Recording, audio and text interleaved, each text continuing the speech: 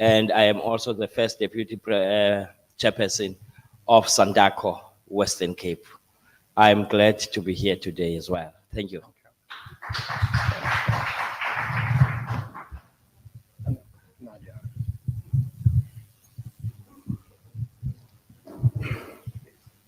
Good morning, everyone. I'm Nadia Deploy. I am a gender-based violence activist, and I am in community development. Thank you.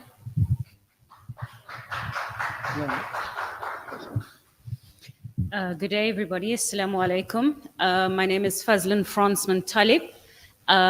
My history, just very brief, came from the ANC as a progressive in terms of the realization of the rights of all minorities and all oppressed people, both in South Africa and abroad.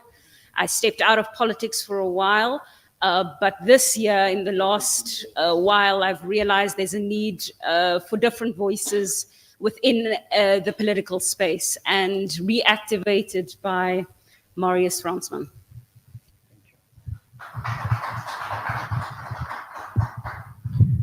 Good morning, ladies and gentlemen, and members of the media. My name is Freddie Adams. I started politics in 1991. At that time, in the office of the late President de Klerk, I was then an organizer for the National Party. 1994, I ran the Western Cape election with some other people. And 2000, I was one of the founding organizers of the Democratic Alliance. And in 2001, I was then again one of the founding organizers of the new National Party with Martinus van Schalkwyk. And we walked over and we've joined the ANC. And I was a member of parliament for 19 and a half years. And then I retired in 2019 and I went as a special envoy abroad and to the United Nations and that. And then I met my friend and then I heard his plans and I said, okay, let me help you and assist you for the people of South Africa. Thank you. Good morning, everyone. I'm Apostle Musa Mohlala from Shekinah Healing Ministries. It's a prophetic organization that has above 110,000 members currently, and I'm a pioneer of the prophetic movement in South Africa. Thank you. Ayanda. Put it back there. Put it back there.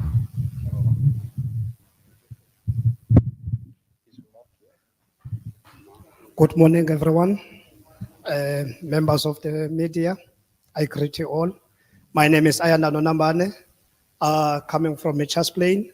I'm a young community activist. We have an organization called Masncedane. We established our organization in 2008. We were 5 members. Today, we are standing on 13,500 members. Thank you. Now, sorry, can you say where you worked the last while?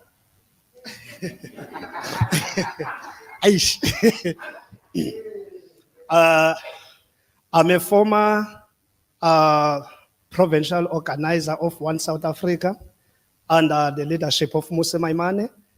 I'm a former employee of City of Cape Town. I was working in the mayor's office, and I was a senior project administrator for City of Cape Town, the mayor's office. Thank you. Thank you. He left in December 2023. Can we have Reverend Peterson?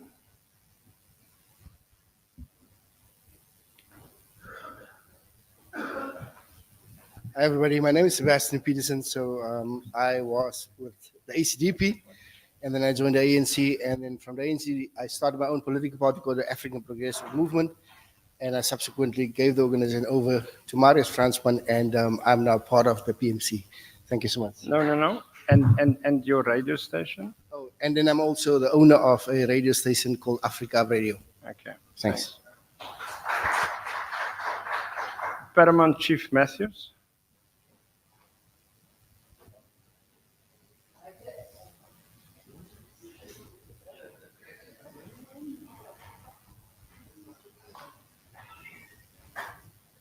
Just your party and your indigenous leadership. No other issues. Kaichesh, good morning to everyone. Members of the media. I'm Paramount Chief Noor Matthews from the Koopmont Royal Age, the Ganakwa tribe. And yeah, I was a councillor for the Good Movement. I resigned on 27 November last year. Yeah, and that's that. Thank you very much.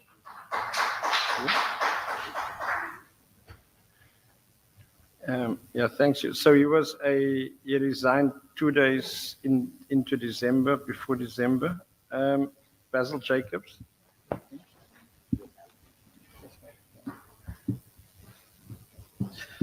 Good morning, everybody. Trust you're doing well. Leadership and members of the press. My name is Basil Jacobs. I'm a community radio expert. 2016, I subsequently worked in the West Coast, where I made a joke with some of my friends, Semi Klaasen and Bumper Morgan, and I told them I'm coming to Paul to start a political movement. I got back to Paul, and we founded and we started the CDR movement, the Concerned Drakens and Residents. I'm currently a president of that party, of that progressive movement, and I'm currently a sitting councillor of CDR in Drakenstein. And in this audience, there's 3 of our councillors here, 2 of our other councillors sitting here. And we've joined the People's Movement for Change because this is something that our people need. Thank you, that's fine. Chief Swedala.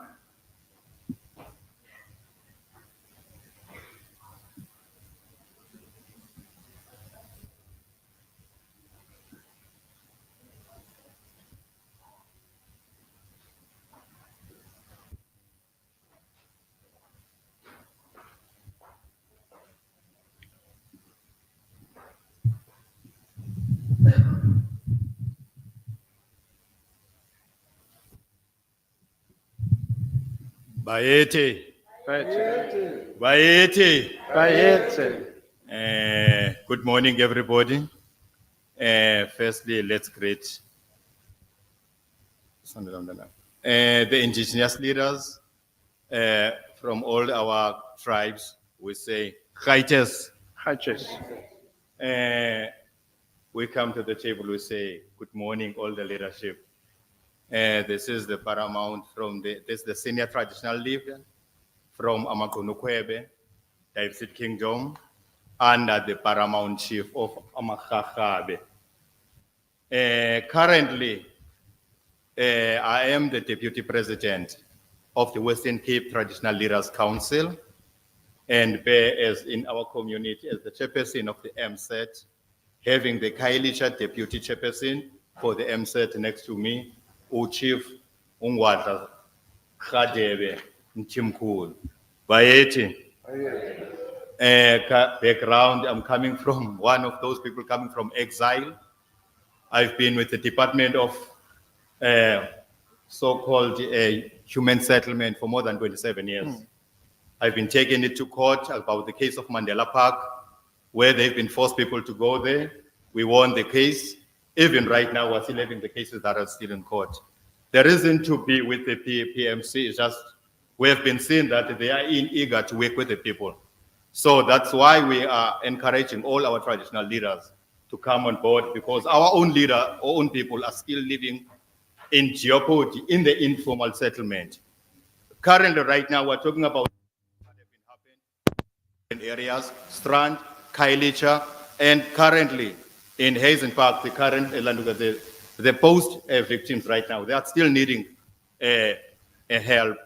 We've got a blind person right now that's need a brailler. She was studying, but she's still in informal area. Because we are the traditional leaders, we take care of this. We need your support. Thank you. Thank you.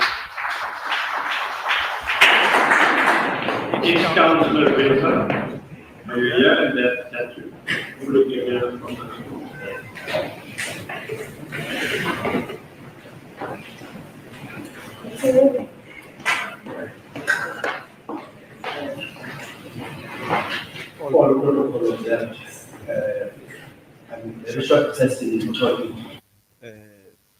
I wanted to say this, President Marius, in Xhosa, but I can see that some people might not understand what I'm saying even those that are speaking Xhosa, if I can speak in Xhosa. Vernacular. You know, I've got that tendency. Numisa knows that. My name is Khaletu Vezaneti. I'm a former secretary for Sanco Kailicha Local. I'm a former ANC member. I'm a former COPE member. I was given an opportunity to be a peer councillor for the DA in 2016 till 2021. I'm a former campaign manager for the DA in Kailicha area, 2019 elections and 2021 elections. I am the current chairperson of United South African Civic Organization, a civic organization that we formed when we left the ANC in 2008. I thank you. And what are you in the Kailicha Development Forum? Okay. I am currently the Kailicha Development Forum Secretary, which is an organization that is looking for the development of the people of Kailicha. Thank you. Thank you. So just that you know, thanks, Visa. Thanks. The KDF is the oldest development forum currently, definitely in the Western Cape, if not in South Africa, that is working in partnership and in, at times, challenging environment with the state. The chairperson of KDF is the chairperson of the ANC in the Metro, and the secretary has decided to be with us. Then is Mr. Brouwers here? Not? Okay, Mr. Brouwers? No, is Mr. Brouwers here? Okay, Mr. Brouwers, come to the front, please. Rifat Brouwers. And thereafter, Billy Klassen, and then I'm going to start the statement.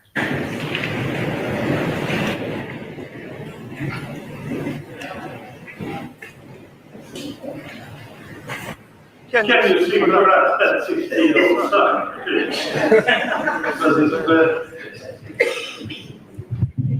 With the universal greeting of peace, love, and unity, I greet each and every one. Assalamu alaikum wa rahmatullahi ta'ala wa barakatuh, and a very good afternoon to each and every one of you, including the leadership of the PMC. My name is Rifat Brouwers. I am the director and founder of a group called the Choice Drug Counseling Services, where I try and assist the marginalized people within our community, and those are the people known as drug addicts. Drug addicts are not to be the marginalized people. They are good people that have made a wrong choice in their life, and if they can be judged, then he who has no sin cast the first stone. I'm also the director of an organization called Community Network Projects, in which we do community outreaches, including a feeding scheme program, as well as educational development program. I was the Ward 49 appointed representative to be the councillor for the ANC, which I didn't win. But I'm very happy to be here today, and I sincerely hope that as the PMC, that you people will be unified in uplifting the marginalized people within our communities. Thank you. Thank you. The last one.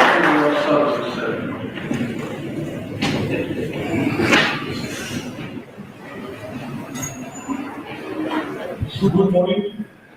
Good morning, leadership.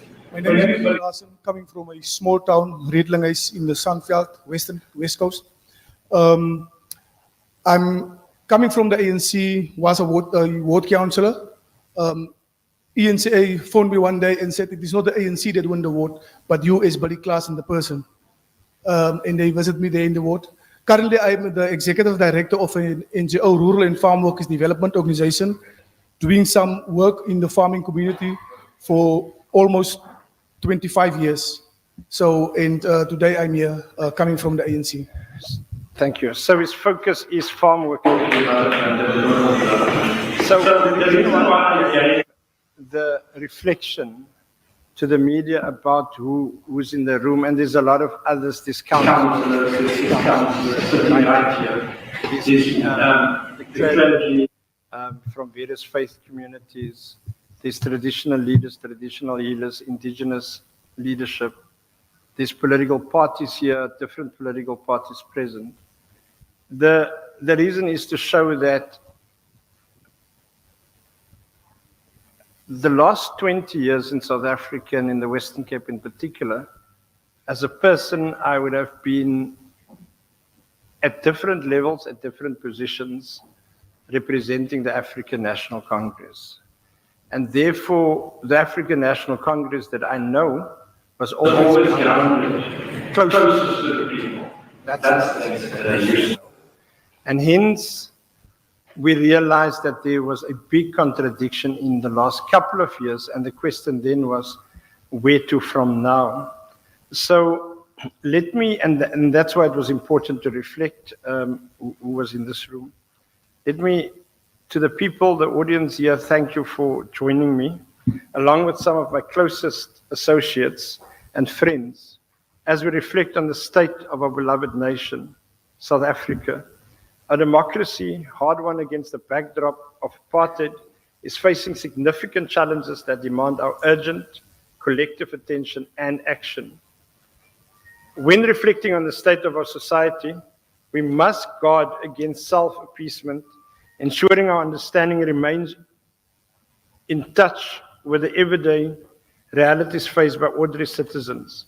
In this context, I would like to address pressing issues that, if left unattended, risk turning our great nation into a failing state. A few years ago, some of us in this room, as an outcome of internal reflection, aimed to understand, and we started off with the intent. Even 3 years ago, we just, in the last local government elections, we were not really active. I wasn't active. And I just wanted to understand what happened, and we had a research analysis on South Africa. And some of the stuff that we are engaging here is essentially the outcome of it. So we went to various communities. We held a number of consultative forums across South Africa. The first thing that we've learned is that our people feel dignified, relevant, and important when consulted. So when they are being engaged, then we're being consulted, they feel relevant. The second persistent matter arising was a perception that 30 years into our democracy, things were definitely not getting better. In fact, there was a feeling that it's getting worse. People everywhere think things are getting worse. In fact, for most, the harsh reality of entrenched socioeconomic disparities remains pervasive in our society, despite 3 decades of constitutional democracy. While strides have been made in rectifying the injustice of the past, we cannot ignore the substantial gaps that still exist in income, education, health, and employment opportunities amongst different communities. So there's an inequality gap between our communities. One of the most pressing challenges we face is the scores of a seemingly rampant unemployment rate, particularly amongst our young people. South Africa's unemployment rate is inaccessible high. There are 7.8 million people unemployed, most young people. This is untenable and this is disgraceful. And we've decided to challenge political parties, all big political parties, to say, can the elders start to give orientation to the younger leadership of society and essentially being a space where they can grow and take over these positions? Not at conferences, because what we've seen in other political parties, there's battles for, then there's intergenerational mix, there's this, that's all ways to try to get to positions. We are saying we are creating an intellectual bank of people across the various spheres of society. And we are calling people, it doesn't matter from which political parties people are, there you've seen it. We are calling on people to come together so that we can orientate and train and learn from each other. And that's That's the real investment in young people into the future. Crippling power cuts, volatile commodity prices, and a challenging external environment have obviously contributed to this weak growth performance. By year end, we project real GDP growth to fall sharply from last year. Though we expect growth to pick up slightly, the pace is way too slow to reduce unemployment, which is at 32%, remains close to an all-time high. In our discussions, we realized there is a call for business, communities, NGOs, CBOs, and political parties to have a discussion. On the basis of that, then, we reflected on the South African economy, and we said over the last 6 months, and we said the biggest contradiction is the fact that we had a situation where we had a rainbow nation and a feel-good approach to our democracy, but the fundamentals of a democracy is not right. The fundamentals is the fact that unless there's more equality, there cannot be peace. So the initiatives that we are starting, we are saying we are marrying the inequality issues and redress with a peaceful society. And hence, we believe the CODESA in 94 process did not address fundamentals. And hence, this team is calling on a broad national dialogue. So we challenge President Ramaphosa that in the State of the Nation address that he actually put in front for the next 30 years, for the last 30 years, the contradiction of the economy, that it entrusts society, and he basically come clean on the fact that there is mega contradictions.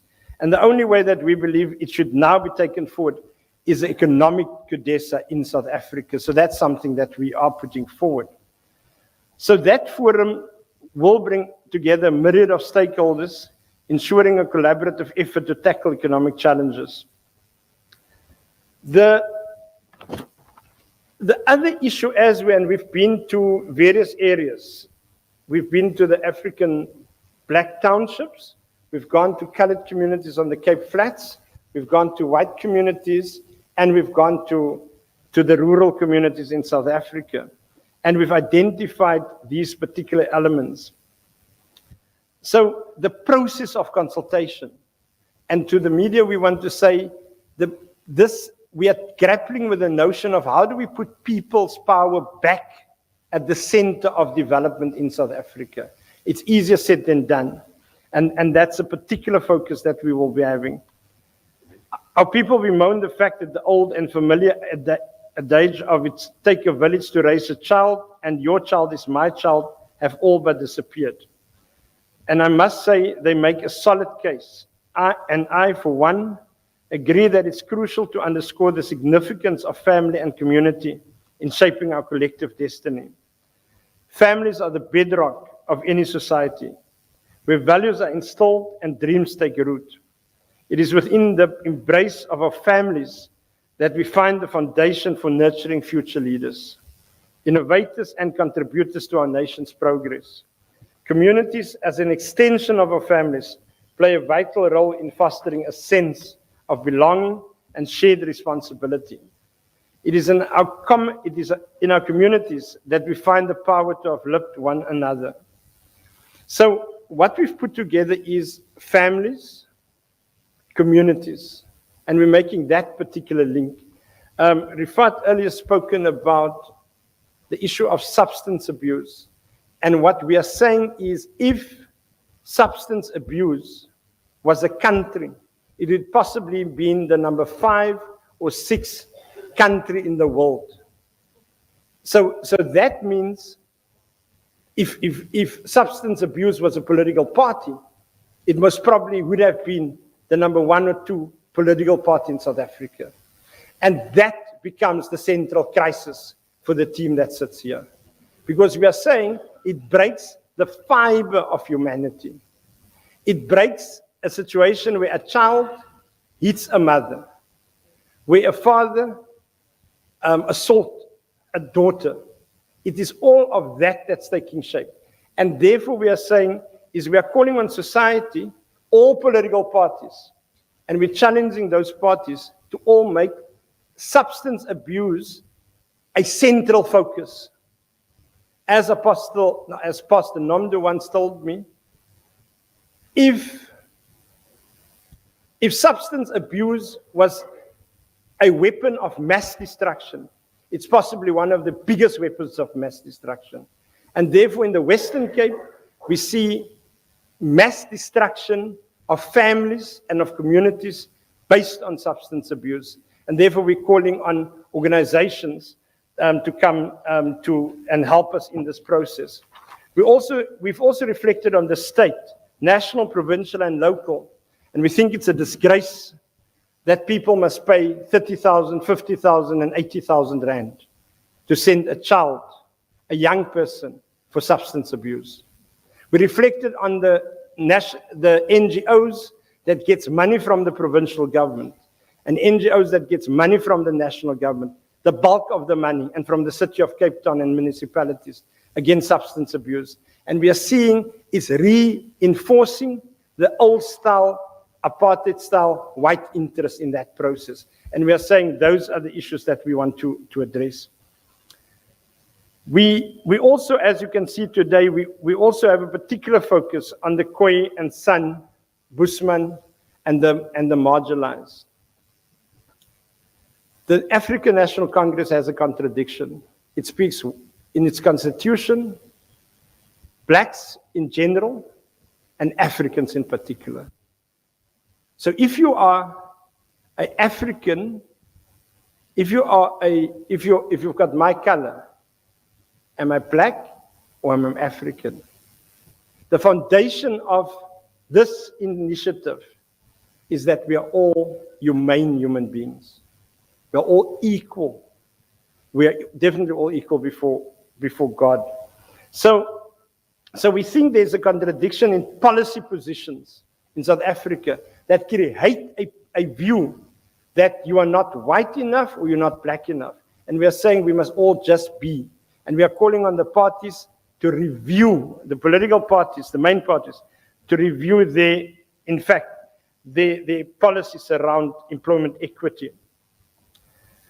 The final point that I want to address is the issue about our engagement that we had around our global engagement, the foreign policy.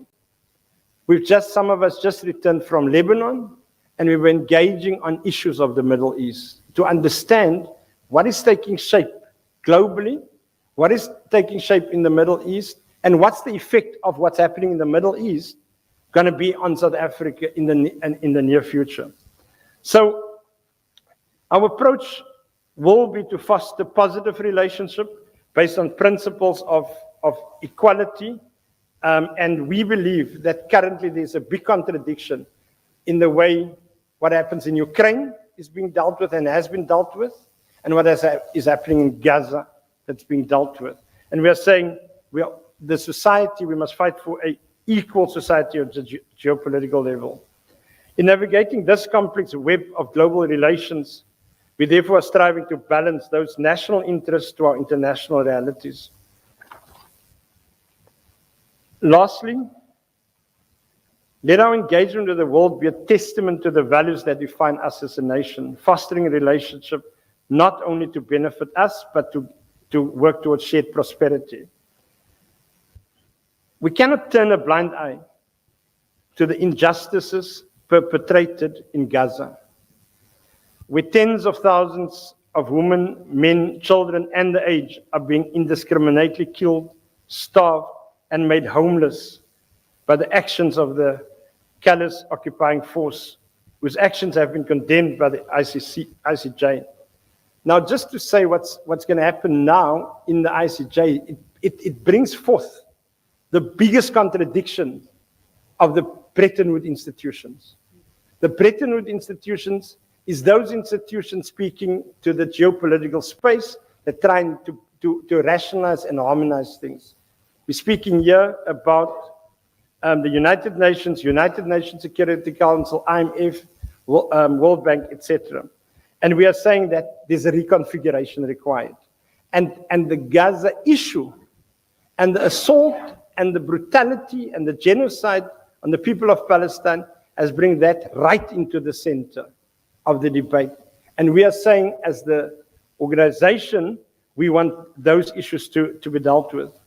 So after all of these things and the last visit to Soweto on Saturday, myself, Kumisa and Freddie, we reflected, and 3 months ago, we had a NPC last year, and late in December, we literally decided that it's time that we actually register a political party and that we contest this election. So today we want to announce that we've created an organization with all these leaders called the People's Movement for Change. And what I want to bring forth is these issues that we've reflected on, is the issues. And I just want to show that who this organization is.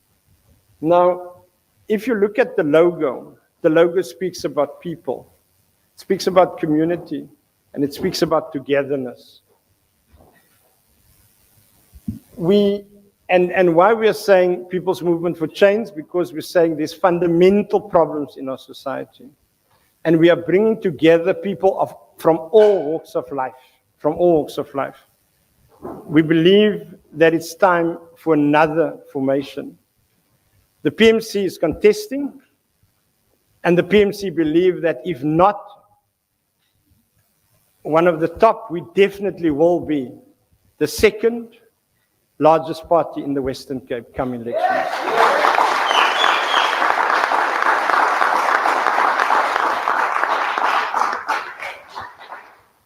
We've decided to go to Gauteng. We believe that what's taking place in Gauteng is wrong. We can see the failures. We can see the play on demographics and the problems. And we are saying we will be going into Gauteng and focus hard on Gauteng in 3 months' time.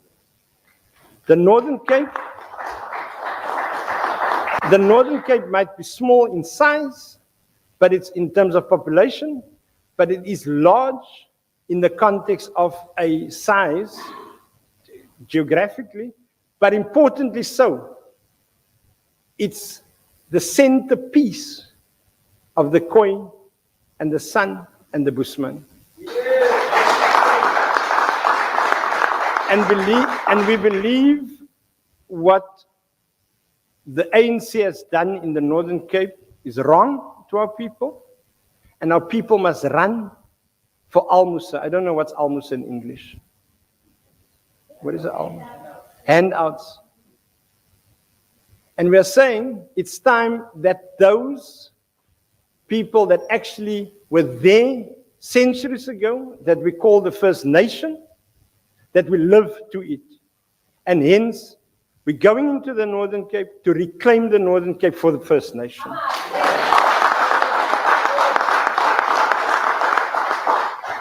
In the Western Cape, there was two contradictions. There was two international, global wars of resistance. Those that claim that the struggle started in 1912 is wrong. And those that claims it was only Madiba and others that were in Robben Island is wrong. Because from the 1500s, our people, the descendants of the First Nation, were actually put in prison on Robben Island and other places. And hence, the issue of the pre-1913 opening of the restoration of land, pre-1913. We are saying that we're going to put that into the center of our manifesto as well. Because the issue of Lisbiak, the area just around here, the water, those that know where the castle is should know that the water came right to there. There was no waterfront. And it was Dalmeida that fell in 15 when he tried basically to take over. And it was the Khoi, and that's why we're invoking the spirit of the warriors of those that got Dalmeida to fall in this organization. On public transport, our assessment was the last 8 months. We couldn't believe what's happening in the city of Cape Town. Because in our consultation, we realized that it is an issue of the economy. What is taking shape in Cape Town is they are trying to put bus rapid systems in place against the taxi industry. So what is happening is there is a way to push down anything that's black, colored, African, and Indian, and to essentially make sure there's a small team of elite that is managing the public transport sector. And hence, we've asked Mr. Enger to go to the taxi industry to say, stop reckless driving. And we will help to make sure that the public transport sector is transformed in the Western Cape post this election coming. To the clergy, we want to say, there's too many groups. I'm speaking generally. And what we are calling is, we're calling on the clergy to help this new party, to guide us. Because where it went wrong post-94, and I was part of that, even as a child, was part of that process. We actually left God and Allah out of the schools. And part of what we're going to do, none of our meetings will be held without a prayer. And therefore, we're calling on every political party to bring God, Allah, back into the parties and back into the community. And right from the school, whilst we're not in government, we are saying, wherever we've got principals, wherever we've got school managers, wherever we've got SGBs, we are calling on all not to wait for when people are in government. And that's the beauty of the PMC. We believe things can be done now. So we're calling on people not to wait for when there's a vote. And hence we're inviting business people to come to our round table and to come with suggestions of how to take things forward. We will be biased to the poor, working class, and the middle income. Because over the next 2, 3, 4 years, the middle income has become working class. People are going to lose their jobs, their houses, and their vehicles. And we are saying, unless we create a national crisis against this thing, there's a problem. So we're inviting people on a journey as the PMC. We don't ask you all to be members of the PMC. We ask you to bring your capabilities, your intellect, your capacity, and add value. Then the issue of parliament. My previous home, the ANC, they're scuttling currently about who's going to go to parliament. In the DA, they're scuttling around who's going to go to parliament. There's small parties. There's a party that went to Israel. When they came back, they said there is no apartheid wall. Now, I've been traced to Palestine. I've been in Israel for the last couple of years. There is a damning apartheid wall, and it's an open-air prison. There's a party in South Africa that claims that our people hate Zimbabweans and they hate all foreign nationals. But when they refer to foreign nationals, they refer to black foreign nationals. They don't speak foreign nationals from the white community. And we are saying to our black brothers in Africa and sisters, this party is anti-xenophobic. Our outlook is pan-African, but we will make sure on the ground our people get work. But we can't be a premier of the North of Gauteng in the past, not this premier, that blames when he's in the corner and he can't put employment, he says, no, it's the Zimbabweans. We are against illegal foreigners whether they're white from Asia, whether they're white from Europe, we are against that. And also against black foreigners if they're illegal here. But let's not say, definitely, we cannot make statements that we're going to turn off oxygens at hospitals to people. So we are calling on political parties to be more cautious, to be sensitive in the way we engage our society. Because political parties in essence and leaders in essence is being looked up by people, and they will follow leaders. And if we want to create a stable society, a less contradictory society, a harmonious society, what we require is leadership that can find each other on the middle ground. And therefore we want to say to those, the DA and to the ANC nationally, we are saying we're ready for an engagement because the PMC will be sitting at the table of decision making.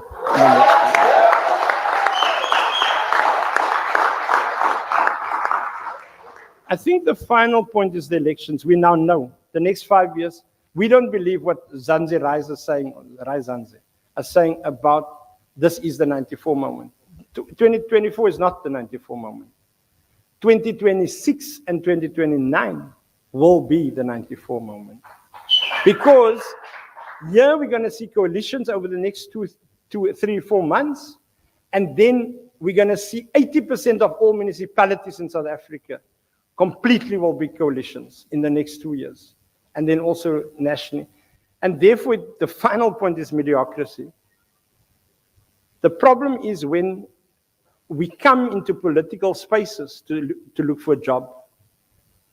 So we are saying to the leadership here, I'm the first one that will say, all that I want to see is being a spanner boy. Not necessarily leadership in government, in parliament. Because we must work towards a situation where the Gamas of this world and the Niazes of this world, the younger generation, the Ayandas and the Basils and others, to the younger generation, we must train them up. I'm 54, I'm very old. He's 42, very young. 28, etc. 45, no, but I'm just messing. So, oh yeah, Apostle says you must be technically correct. So what we are saying is, we are going to train people up for parliament for the future. We're going to orientate people to become the best councillors and the best parliamentarians so that you serve your people proper. And therefore, we'll put the independent panel together. And we are in consultation. And one of the people that I'm consulting is Rod Solomons, Advocate Rod Solomons, to see what type of panel is required to have an independent process for the right people to be sent. So, in closure, one of my friends, when he heard about the PMC over the last month and a half and heard what we were doing, he called me 2 days ago and he said he want to speak. Sammy, over to you. Thank you very much, President. Okay.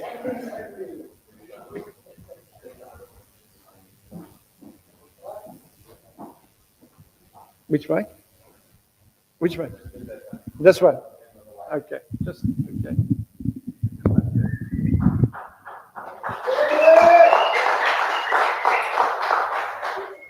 Viva Palestine, viva. Thank you, Leader Marius. Yeah. Currently I hold a position as the National Campaigns Consultant for the Democratic Alliance. I'm working in the office of Helen Ziller. I was responsible for the last 10 months for all the election campaigns in South Africa. I've been to Gauteng, I've been to Free State, I've been to the Western Cape, and I was deployed to Grabouw. There's a by-election there, and I've been working for the last 4 weeks there. I've been the former mayor of Bergrivier municipality, and I'm a former spokesperson of the ANC in the West Coast. I've been a councillor for the last I say 15 years altogether. And I was the deputy leader of the Patriotic Alliance in the Western Cape. And yeah, I leave the Democratic Alliance today.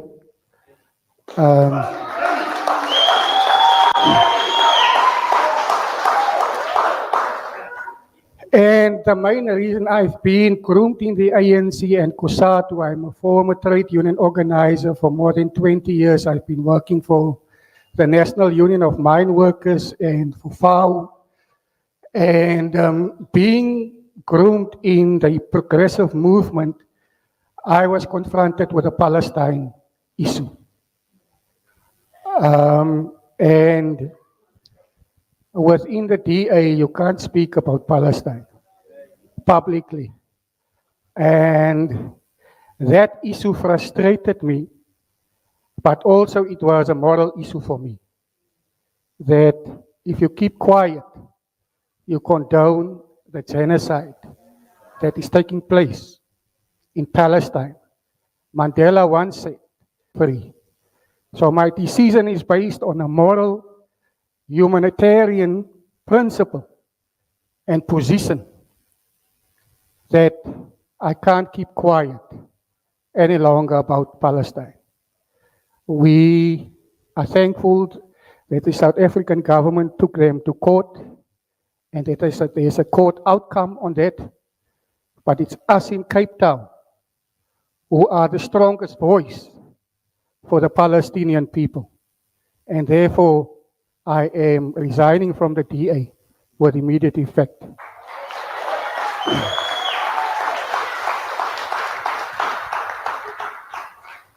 I will be joining the People's Movement for Change, and I will use my skill, my intellect, my ability, my commitment to South Africa and put it behind the People's Movement for Change.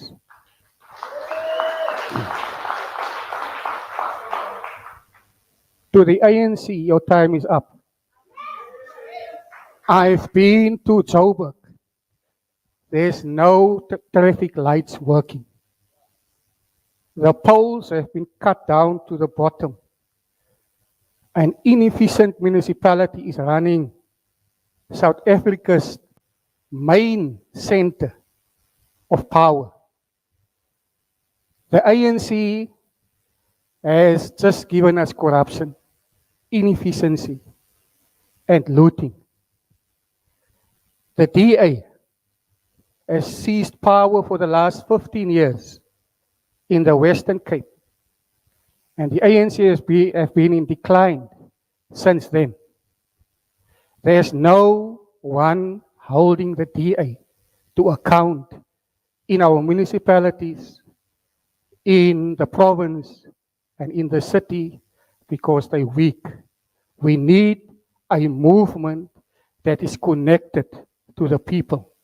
The reason why the ANC and all these other parties can't effectively hold those in power to account because there's a complete disconnect between political parties and the people.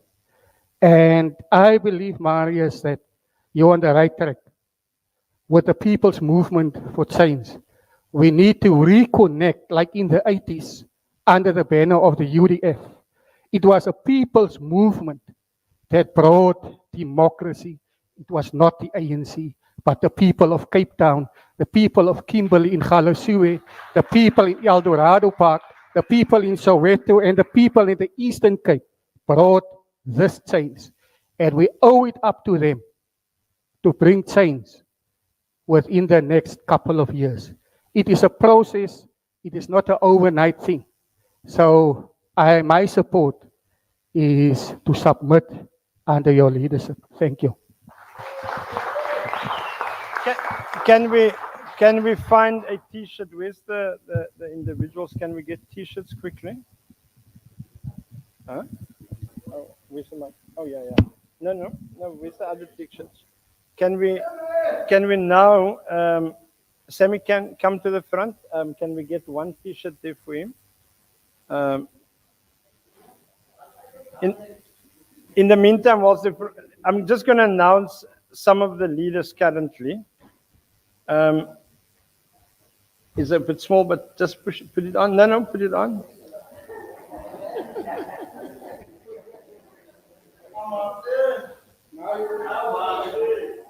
Ja, net jou maag 'n bietjie intrek. Come stand next to him.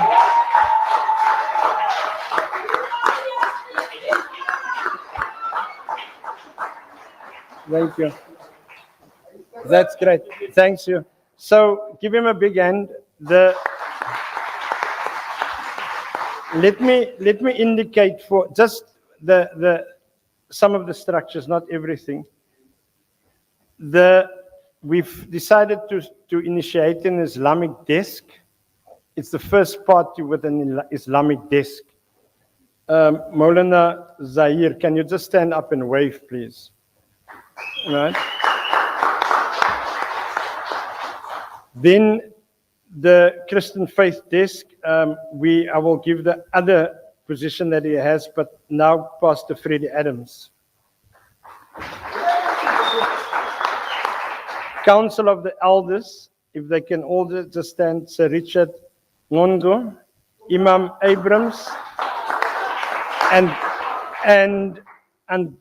Rogaya Abrams.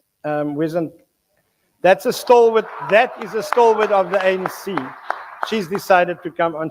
If you have been in Parliament for 30 years or around Parliament, that would be the iconic face. Then the Secretary General of the Youth Command, Niaz Hakim. The President of the Youth Command, Gama Kuba. We've decided to put together a political school where Reverend Sebastian said he's not interested in any political office, but is interested to help train people around leadership and the quality of leadership in a non-hard political way. The PMC is also an organization that will look at non-party political structuring. So we are testing a model that's already in Europe and a few other places. So Sebastian Peterson will be responsible for conscientious, it's wrongly spelled there, conscientious servant leadership. And we believe we need a conscientious person for the future in South Africa. So he's there. We've got Faisal Daniels as the spokesperson of the PMC, and Faisal Daniels used to serve in the last 25 years prior to 5 years ago in all senior positions, either in the Chief Whip's office, in National Parliament, in the Ministry's office, and then in the Presidency as speechwriter. We have the Secretary General of the Women's Formation. It's Puleng Mokoto Flatela. Puleng, you've spoken, so if you can just, she's not here now. Ne? So Puleng, and then the President of the Women's Movement, Kumisa Mahangu, you've also met already. Now, just in front, Second Deputy Secretary General dealing with legal and administration is, just wave your hand, is Advocate Bailey. First Deputy Secretary General, Community Outreach and Civil Society is Jermaine Andrews. Secretary General is Neba Enger. The National Chairperson of PMC is Freddie Adams.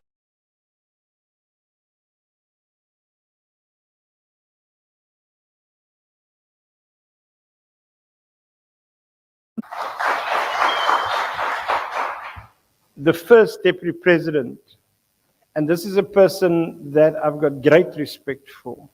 I met him 6 years ago. Is it 6 years ago? Yeah. Those that know, when there was some accusation on me, there was the clergy that came. It was the sky, Koi and the sun that came and said, we don't know if you have done this or that, but all that we are saying is we believe that God will take care, nothing else.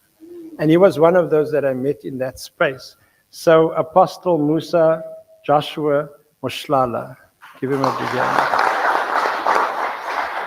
And I've been requested, tasked to be the president of the organization, but those that know me know I want to be the spanner boy.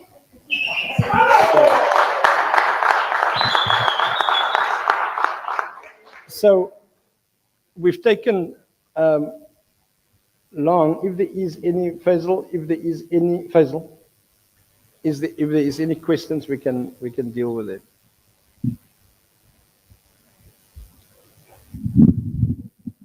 Thank you, Mr. President. Quite a mouthful. I'd like to invite anyone in the audience, special reference to the sectors and also obviously members of the Fourth Estate, the media, to raise their hands. I think we'll make it easy. I'll just identify a hand, whether it's first or second. The media first.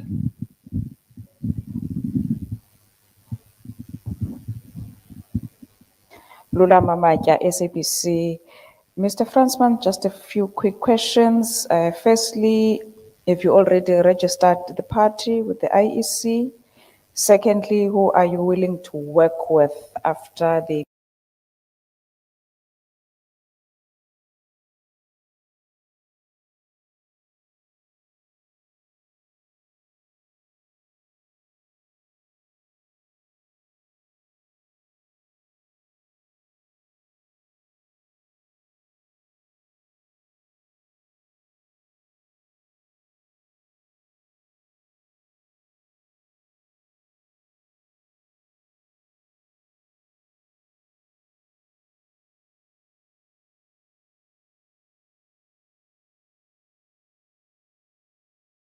from other political parties that are governing parties in some spheres of government? And what is it that you're going to do now that you failed to do when you were part of the governing party and other leaders, they were part of the various political parties that are governing in certain spheres of government? Thanks. I think the first question, well, let me start with the last one. We would have had long discussions on this matter. Essentially, we believe that if we were also great in national, provincial, and local government over the last 20 years, we would not have had 60% unemployment amongst young people. So what we are saying is that change starts from within. That's why it's called People's Movement for Change. We can't say that everything is wrong or there's a lot of things that's wrong, and we've recognized the stuff that is right. So the statement speaks to that. But this is an assessment of the last 30 years. Over the next few years, the question is what therefore? And we are saying that we have come and we first had to do introspection ourselves. So there's things that we've done right and things that we didn't do right as individuals from various political spaces. But what I think it's important to note that the majority of the people were never in government. The majority of our people that's here in the executive were never in parliament, were never in council. And that means that we are bringing together the experience of governance with the experience of the impact of our governance for 20 years. And we are bringing that together and we will be molding that into the future. So change starts from within. So we recognize our own weaknesses in that process. And therefore we're saying there's time to do corrective measures. And that's why we are calling on the big parties, not to say to people they're the best, but to rather say to the people that actually the policies that we've implemented in all political parties fundamentally created a more unequal society. The Gini coefficient is the highest in the world currently. So that is it. So it's self-correction. Stuff to get right, I think we've already spoken to about it. So let's take Khayelitsha, practical speaking. If you've got the level of unemployment there, then and Mitchell's Plain, then what you do is we need to look at what is the economic, the township regeneration potential. Say, for example, Mitchell's Plain, what is that township regeneration opportunities? And then to bring the people that actually do business into Mitchell's Plain or into Khayelitsha to make sure that they are coming through an equitable relation with the people of Mitchell's Plain and Khayelitsha, i.e.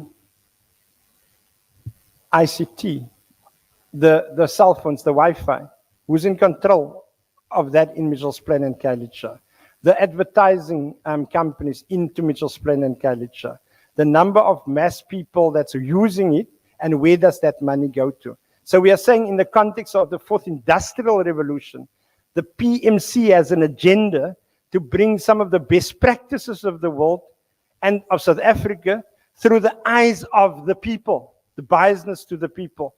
So we will be engaging big business, all the big business. We are saying there's equitable relations. We believe they've got a big role to play as business. So therefore we believe there must be economic CODESA to discuss how do we strengthen the township and rural economies through the eyes of an equitable relation, not an equal relation, an equitable relation. So those are some of the elements that we are bringing. Another example is where does the fruit and veg come from when it goes to the informal traders in the communities? We are saying it's wrong that the city of Cape Town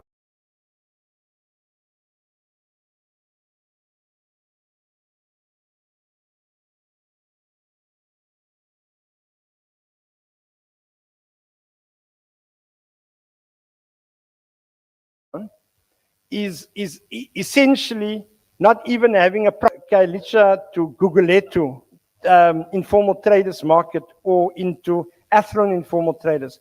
Where does the apples come from?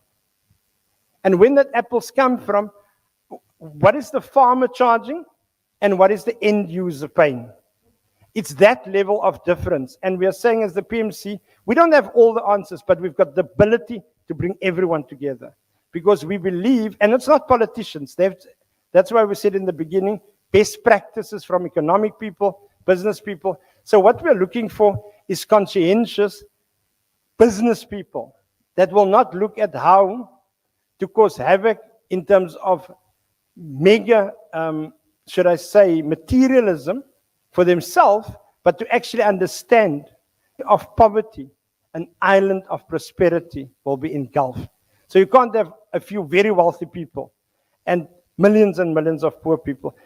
The last example that I think I should make is public transport. Taxi industry, so I'm giving you a hint on, we've got very clear deliverables and strategies on it. If you've got public transport, bottom up, graduates, a lot of our people that's now graduates, economists, business people, traders, came from a family where the father or mother was a taxi driver. Then they became a taxi owner, a small taxi owner, taxi operator. If the city of Cape Town and the province are giving out bus tenders, why do they go into Drakensberg and push the small taxi operators out? If the taxi operators in Paarl were always there and suddenly they want to bring Golden Arrow in. Now, what does that mean? Golden Arrow and others get, and I'm just going to give the figures, a bus subsidy of at least 1.5 billion rand annually. That's Golden Arrow. My city gets a bus subsidy of at least 1 billion rand annually. But Golden Arrow only moves 250,000 people daily. My city bus moves approximately 37,000 people daily. The taxi industry in Cape Town alone moves 1.5 million people with a zero budget, with zero subsidy. So what is the PMC going to do? We're calling on every taxi operator, every small operator, to make sure that they actually support the PMC. Because when we're going to go in there, one of our briefs are that we will ensure that the bus subsidy, we are saying that there can be 500 million taken from the existing structures and reallocating to the taxi operators through a bus subsidy, a taxi subsidy. What will that do? It will help them not to drive fast on the road. Now, because the only income is not dependent now on that process. On the agricultural industry, we're also saying that we want the farmer and the farm worker to take hands. but we are biased to the farm worker and the farm dweller. Because the farm worker and the farm dweller wants, all that they're looking for is decent minimum wages. So those are the issues that we'll be tackling. And so I'm hinting that we've got a research unit that will work through, but we don't have all the answers. So some of us that were in government knows where we've gone, where the policies were working and where it didn't. Then an important strategic issue for South Africa is, this is not yet decided because we don't have the manifesto in totally, but I do believe we've got too many provinces. So I do believe there's a need to review the number of provinces in South Africa, one. And I think one is more biased to 6 provinces maximum. And 2, the concurrent pieces of legislation in the constitution. So let's take one example. Nationally decide, I've heard Premier Zille and then President, I think one of the presidents spoke, either Zuma or Ramaphosa, spoke about Singapore at some stage. So when we make example of Singapore, Singapore doesn't have a hierarchical structure of the state. They've got a seamless state, nationally and locally. In South Africa, so if China, for example, if China decide to build industrial park, they build it. Then the province or the municipality aligns into that. What happens in South Africa? The industrial development zone is being declared in Saldanha. Then the province or the municipality don't like it's national, then it becomes politicking. And we're saying take the politic out of development and let's work together. So we believe changing the concurrent pieces of legislation to create contradictions and push development outside, that's what we're going to go against. So those are some of the elements. Yes, the party is registered. I must also say that we do not want to be a party.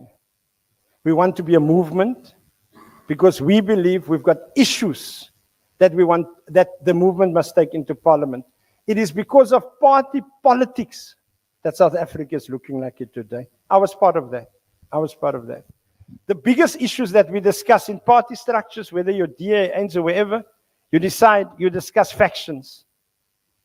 Currently, there's a big debate in South Africa about the former president and the current and where he comes from and where he is. And all that does is if the elephants fight, the grass suffer. It's ordinary people that suffer when the big players fight. And we are saying we must get away from party politics. So the people's movement is called People's Movement for Change because we are basically pushing an agenda that we don't want to be a normal party political structure. So we are registered. We're calling on people to join this journey. It's a home away from home, and it's a home for all opportunities. And as I said, we've done the analysis about nationally, the ANC cannot get 50%, shouldn't get 50%. The DA will not get 50% in the Western Cape. The last Ipsos polling have shown them at 44%. I've given a bit higher. I thought it's 48%, and I can analyze why they're declining. And what you're seeing is the Freedom Front Plus, and the DA is eating from the same base. Triple C or NCC is still eating from a DA base. The Freedom Front is doing to the DA what the EFF is doing to the ANC. And then the question is, where's people going? And we are saying, we're inviting you on this particular journey to take forward. We think we're going to rewrite the policy positions in the state over the next few years. So part of the strategy is to create a strong school for governance, not the political school, the governance, a governance school, where we will be able to train, connect with the international community, and therefore we're calling on the BRICS countries to join, to help us, because there's no question that we'll be in government. The question rather is, if people are going to go into government, are they properly trained and equipped? And that's what we are trying to put forward. On who we're going to go to, who will we look at, for example, in possible coalition ventures. We are saying for now we're running an election. We're calling on business, we're calling on communities, we're calling on volunteers to participate. It's going to be tough, it's new. If you've asked me 5 years ago, 7 years ago, 10 years ago, you had the big parties and nothing. But the society has changed, and that's why there's an opportunity for growth for the smaller parties. Because now suddenly we've got a strong, young voting population that has never voted before. So it's a changed voting population. 10 years ago, it would have been different. And the uncertainty in the voting pattern. So we believe that is the right time. For now, we're going out full on to have maximum impact in the shortest possible time with moderate support. That's where we are. We're not focusing on coalitions. I can say the Moonshot Pact is a fallacy. The reason why the Moonshot Pact, one of the people on that pact, the tall gentleman there from Spectrum National Party, I don't know if Andrew Eustace sits here, but that's the president standing nicely with John Steenhuisen and others. The Secretary General of that same party is here, giving you an indication.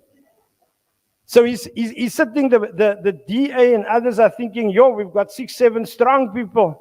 That particular person, Secretary General, is with the PMC a couple of months ago. So I think what we are saying is, we are saying to people publicly, the Moonshot Pact is not possible to work. Because they're going to have to fight for their own constituency over the next 2-3 months. And that means there's a potential that they're going to trip over each other. And the reason why they've created the Moonshot Pact is that the DA can spin the story that they're at 33%. Because literally they cannot grow beyond 21%. So they must spin the story that they're at 33%. Because you're now taking all these others into account. And we are saying to the people, don't be fooled. The ANC and the DA wants to go into marriage. That's the best thing for any other political party over the next 3 years. Because if the ANC and the DA is going to combine, they're going to govern. But the ANC will lose fundamentally most of its voters immediately thereafter. The Democratic Alliance will lose significantly their voters after that to the Freedom Front and to other political parties. So we believe that what we need to contribute, I think you can pick up, we're not negative about this, we're not fighting these parties. We are saying let's bring reality and truth into the discussion. And we will create a broad front, and we will be meeting, hopefully, every big political party that wants to engage us on the possibility of a broad front. But we will not do it unless we've moved to all the small political parties and engage all the community organization and say, we as the PMC are there to help you to go through that door so that your issues can be addressed.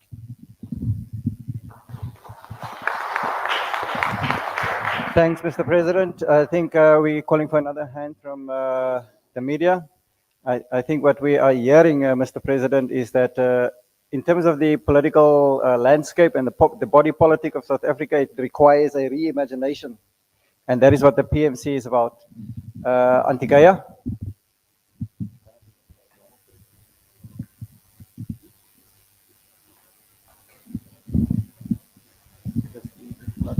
Not cordless, Antikaya. Not cordless. Is there anyone else? Yeah, she's coming.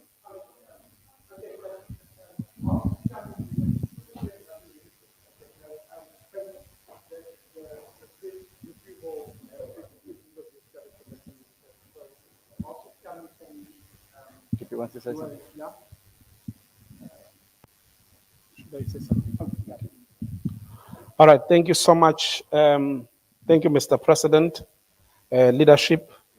I want to call to all the charismatics, evangelical, Pentecostal, and the prophetic movement to be part and parcel of this vehicle. People for Change, I think it's bringing what everyone needs. Thank you.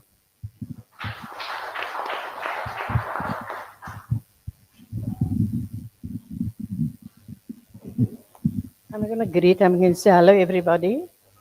I have a very interesting story. And while I was sitting there, I was trying to think who invited me to PMC's breakfast. And I thought, okay, let me go.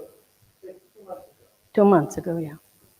When I walked in there, something inside of my soul guided me. I can't explain it to anybody. as a veteran of the ANC. Wesley knows me well. We serve in the same branch. While I was sitting there, my brain was mangling and I thought, this is where I want to be. And I stood up and I told him, I've been with the ANC 25, 30 years and I'm a veteran. I love the ANC and I will always remember them for taking me through a journey of apprenticeship. I was committed to the cause. I was an apprentice, I'm an artisan now. The ANC is not ready for me. I have a lot between my ears. I'm a QBE, qualified by experience.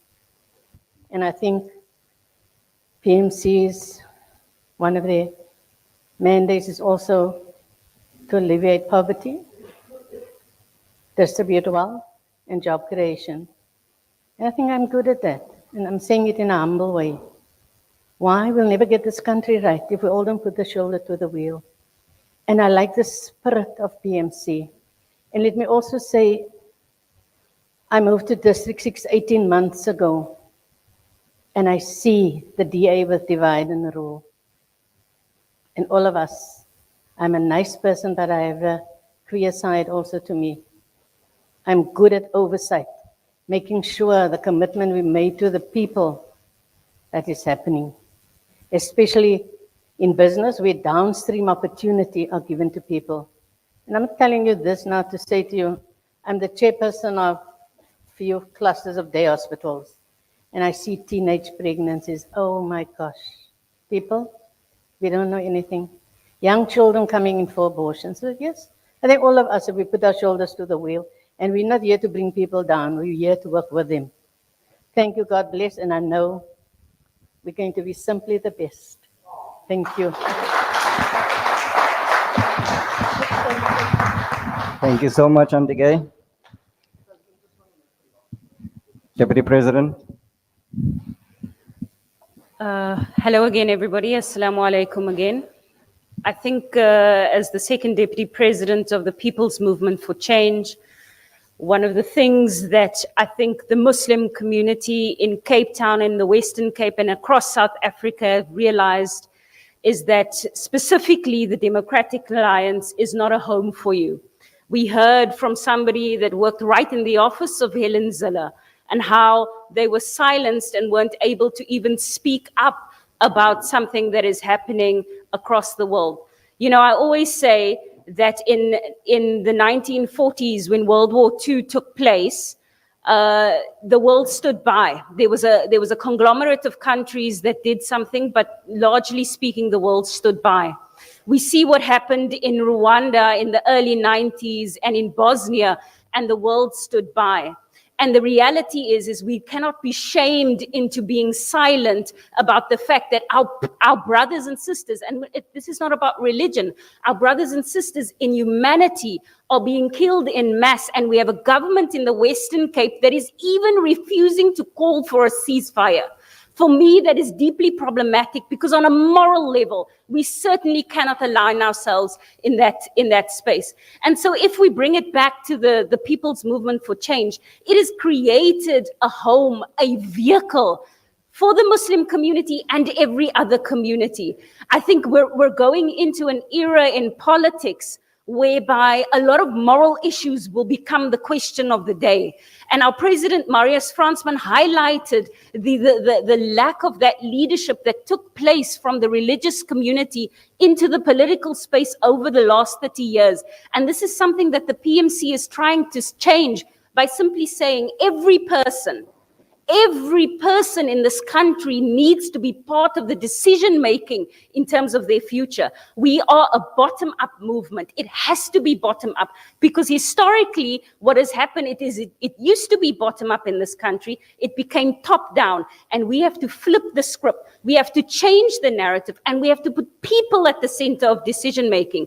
And this then goes out to the Muslim community specifically in Cape Town, and we cannot ostracize ourselves or separate ourselves from the struggle of the rest of the people in this province. We see a disparity both in the Western Cape and across the country between those that have and those that do not have. And those that do not have been left behind, irrespective of race, irrespective of religion. And as people of humanity in this country, we have to draw the line in the sand and simply say, we cannot stand by it. So People's Movement for Change is a home for all. It's a terrible statement, but it's a true statement. We have, the Islamic desk. And this is something that is really very innovative, because please show me any other political party where there is an Islamic desk, because we know, one, from a religious base, there are religious-based issues. Right now, sitting in Parliament, we have the Muslim Marriages Bill, something that is deeply being contested within the Muslim space. Now, what is happening is that we're not having our scholars, our religious scholars, part of that process from a governmental level. Yes, from a societal level, there's commentary, but we need it from a governmental level. And I think this is where the People's Movement for Change is slightly different in that, because we're saying we're bringing you into that space to be able to do that. So we call on all of our Muslim brothers and sisters, firstly as a constituency, and then the broader people in the Western Cape, to reject what is currently happening at a national and provincial level, and say, and partner with us and join us as we say, we put people back at the center of power. Thank you very much, Deputy President Fransman Talib. I think, do we have another question? We have a question over there and two over there.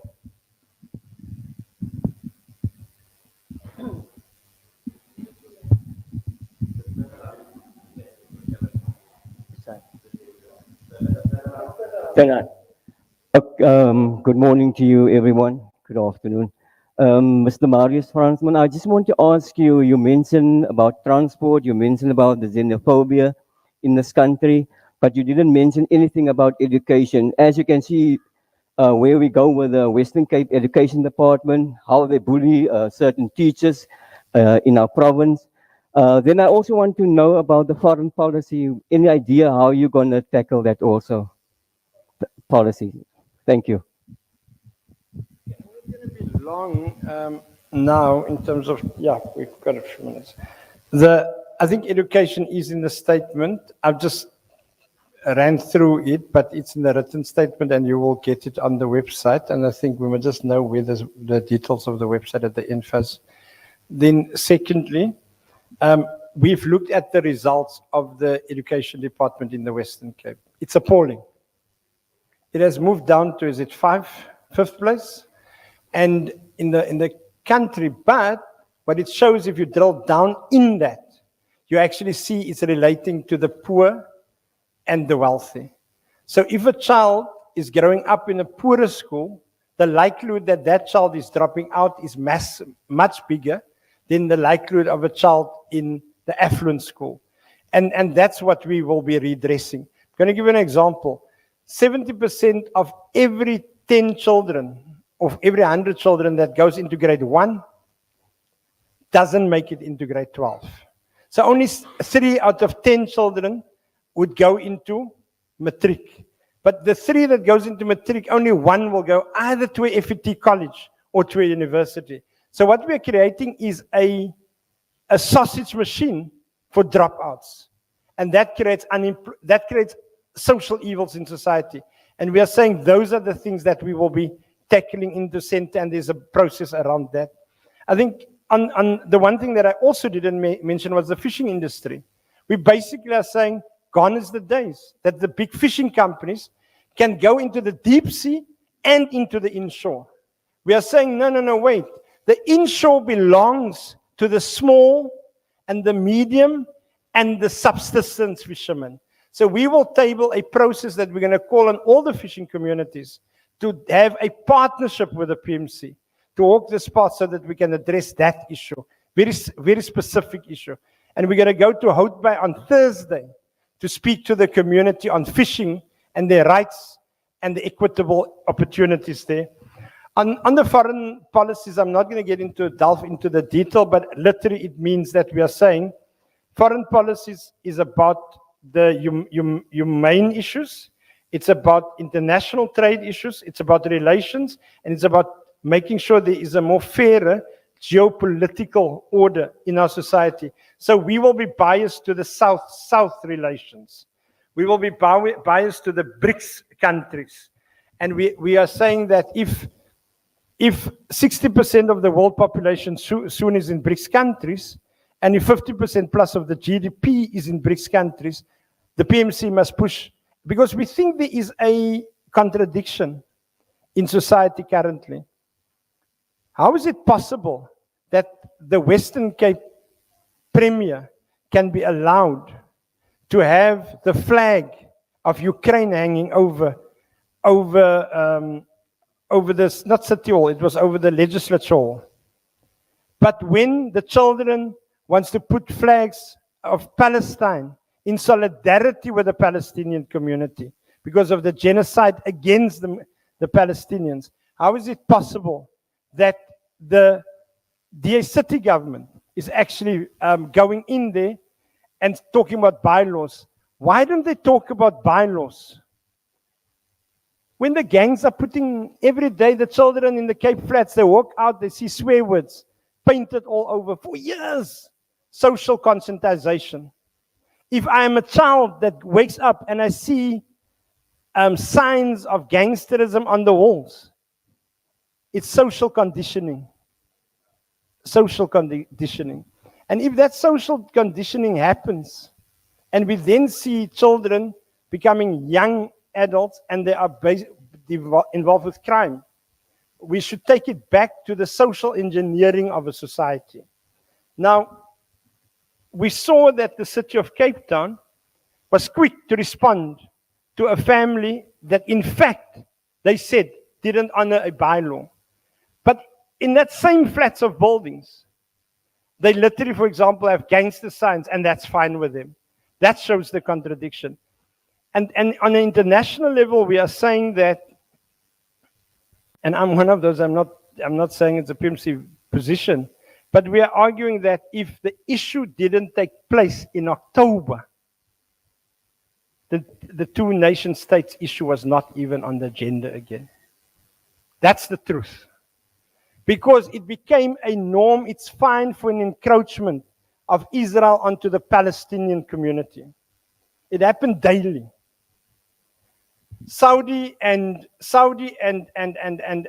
Israel was busy signing an agreement on relations in a particular way, on trade relations, on harmonization. That is off the agenda at this point of time. Because what has happened, the moral issue of Palestine is at the center stage. And we must support the South African government in that. There is going to be repercussions, big repercussions. And we're saying we need to accept there's going to be a strategy on foreign relations by the West to create what I would call regime change over the next couple of years in this country. When the Israeli community is leaving Israel, where are they going to go to? It's an open-ended question, and that's the discussions that we'll be having. And what is the situation for what's going to happen in South Africa, and particularly in the Western Cape, in those level of context? That's the deeper side of the debates. And all that we're arguing is we will be in that debate. We believe, however, there are a process to engage all the parties, but through a developmental agenda. Thank you, President. Marius Fransman from the Hesekwa House.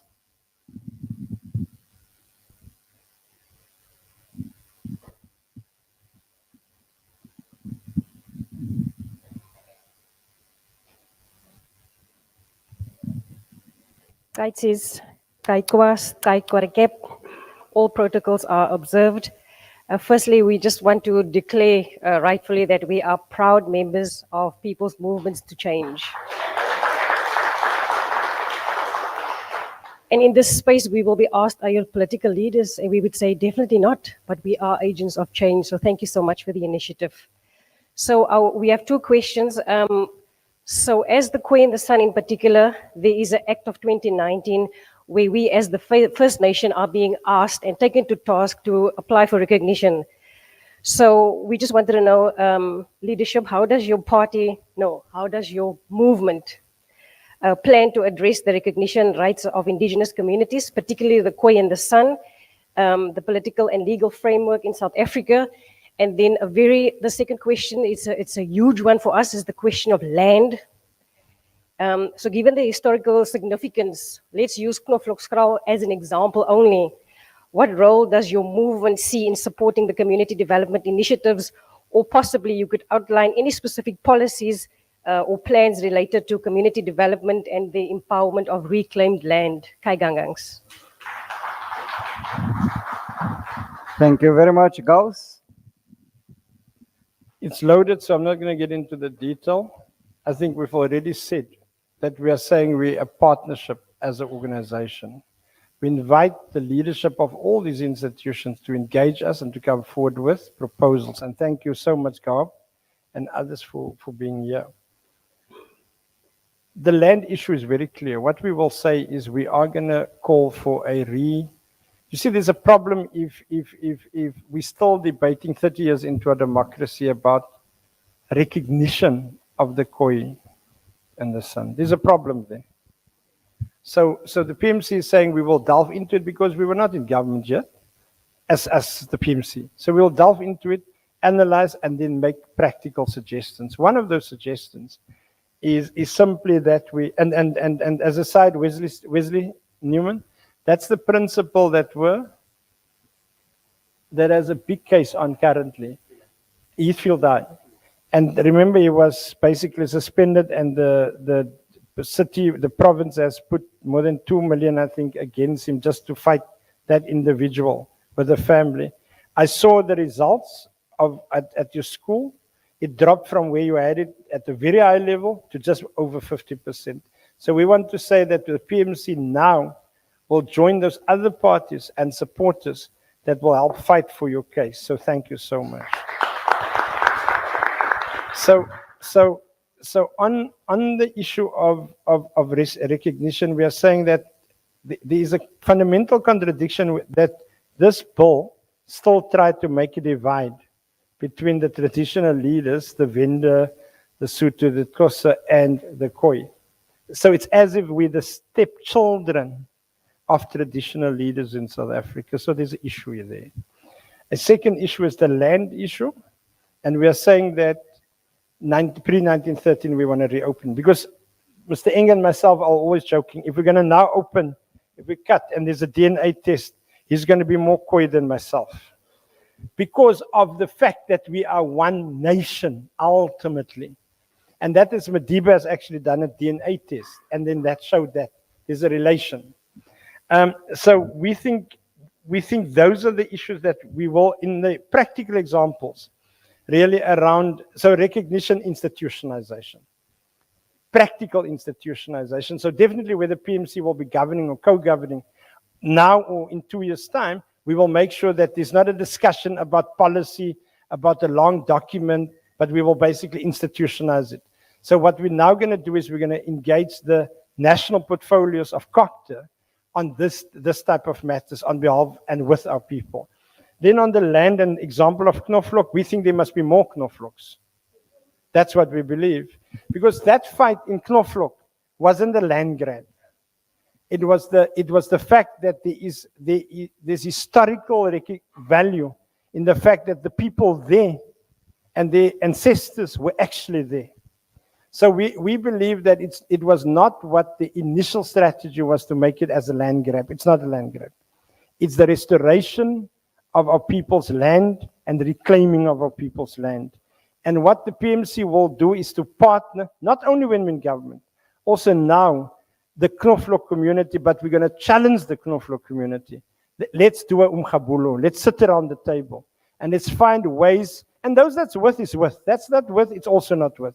But we're going to put a development path together. We're going to call our international partners, our local partners, the government agencies. The one thing that some of us know is how to actually institutionalize litigation against the state when it comes to the people's interest. So we're going to say we're going to call for good legal practitioners to help that fight. And we will be able to be an engager with the state to try and help resolve. But I personally think, and we discussed this, we need a development plan for the Knoflook. That development plan must have skills development. It must look at the issue relating to, as you said, community development. It must look at the link between here and Bolivia. Remember what's happening, and back to the foreign relations. Bolivia is a state controlled by the indigenous community and the indigenous population. So we're going to look at best practices of the global best practices where the indigenous people are actually in charge of the state. We're going to look at other countries and see what is the lessons learned, and can we bring a link between the leadership of our indigenous desk, which sits here, and their counterparts globally. And because I was a foreign deputy minister, we definitely will be able to bring those linkages. So we're going to be a catalyst to bring the right level of people to yourselves. But we hope that the example of Knoflokskraal can multiply and tenfold all over South Africa, and we will partner in that process. Thank you, Mr. President. We are unfortunately have arrived at the end. It's been quite long, but I do want to invite members of the media to have a session with the President, one-on-one interview.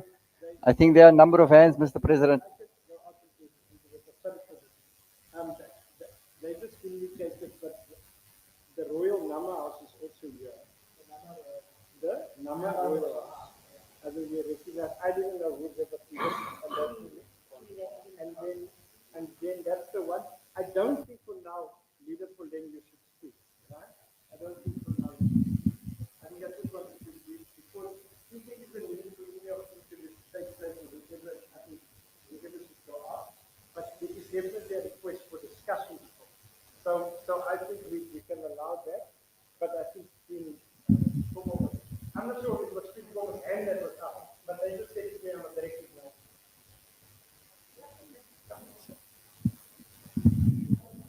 Huh?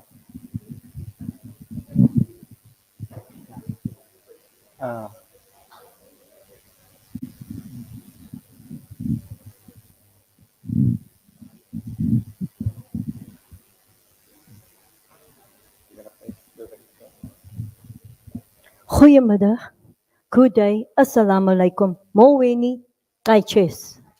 Thank you, Leader Marius. Thank you for this. I thank you for what you were saying, and I was the greatest and the biggest supporter of the PMC. But I'm not negative about it when they go into the political spheres.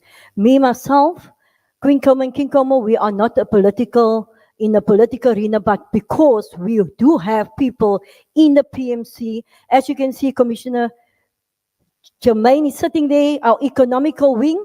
She's doing the biggest job out there for the koi and sand, because the Nama believes we're not only the Namas, but there's people that needs our help. PMC, we support you in what you do, but because you're going over to a political arena does not mean we're not supportive, because there is supporters of the Namas in your political spheres. So on that note, PMC, don't go the route where all and everybody went to by telling us, go and get more land. Because that brings confusion and then brings fights amongst our people. Because when one leader steps into a place, they feel he's the owner of that land. But if your forefathers were traders with United Nations, you will know who you are and you will know where your land is. Let us start by the beginning. Let PMC help us with the codes, and then you will know where your land is, and we can speak with boldness and identify and say, this is our land, this is where we belong, this is where our tribe has started off, and there is where my forefathers were, there is where my crow was. Let us start there, because then we will say the political parties is in a one accord with the koi and the sand. Also PMC, I want to say, I know the coalition is happening, but the coalition is not going to come. No political parties is going to come into our areas unless the koi and sand will say yes or no. Thank you. Thanks, Queen. I think we're completely agreeing, and that's why we are saying at the center stage, all the representatives, we're going to go to Eastern Cape soon. One of the, I think it was the leader of the Youth Command, introduced me to one of the traditional leaders in Eastern Cape, and they've got similar problems. Land. They've got land, but they don't have development because the government has committed and nothing is happening. So I think part of the PMC's responsibility is to bring harmony amongst our nations so that they see themselves on the same side and not divide. Because if it's in the interest of those that's governing to keep our people divided, because then things stay the same. And that's why we're going to have a massive discussion also in the Eastern Cape around the very issue, which again, for example, deals with the traditional leaders in other provinces. So in this province, we know the reality, we know in the Northern Cape the reality, and we'll be addressing some of those things.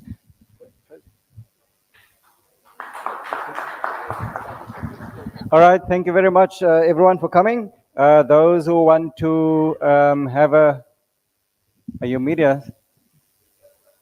Oh, I see. Those who... No. Oh. All right. We're going to ask you, this is the last person.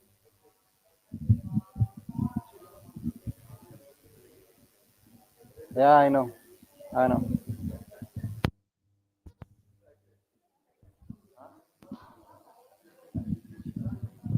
Yes, yeah. Hi, good afternoon. Kaiches, all protocols observed, and then to the leadership also, respected leadership. There's another issue that we need to also address pertaining, I'm Paramount Chief of the first Aboriginal Indigenous NPC. There are a lot of issues within the Khoi and the San that is now currently on the table that also needs to be addressed.